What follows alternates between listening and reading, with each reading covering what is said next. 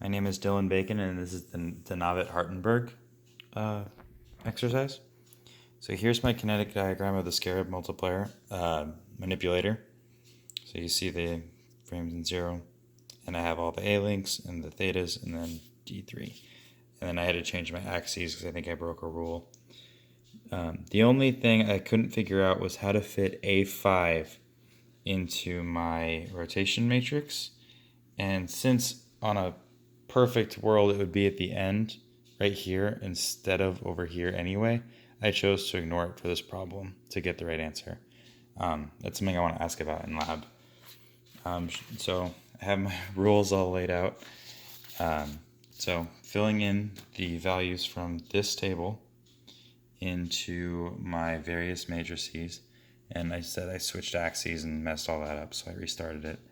So I'll try to get a clear view of that. The values of what they're equal to from measurement are at the top. I wanted to keep it simple, so I just used zeros and put them in what I would think is the default state. So from 0 to 1, there are your values. 1 to 2 is down here, and then 2 to 3 is right here. Then before I multiplied the matrices, I did the math to simplify so I didn't have to write down cosine sine 100 times. There's 1 and 2 again. I messed up 1, so I moved it. There's 2 and 3.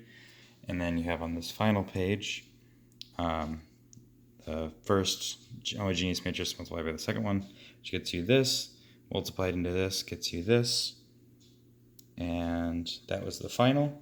So that shows accurately that old x is the new x, and then that the y and z's both flipped but stay in the same orientation, and that's true on here. And then the distance displacement showed 120 and negative 25. So in the x, you can see that it is just about 120 to the end effector.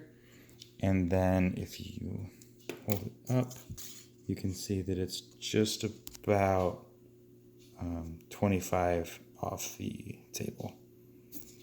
And again, I acknowledge that I think A5 needs to be incorporated to make up for this gap, but I wasn't sure where I would put it in this table without breaking my math, so I chose to ignore it. Thank you.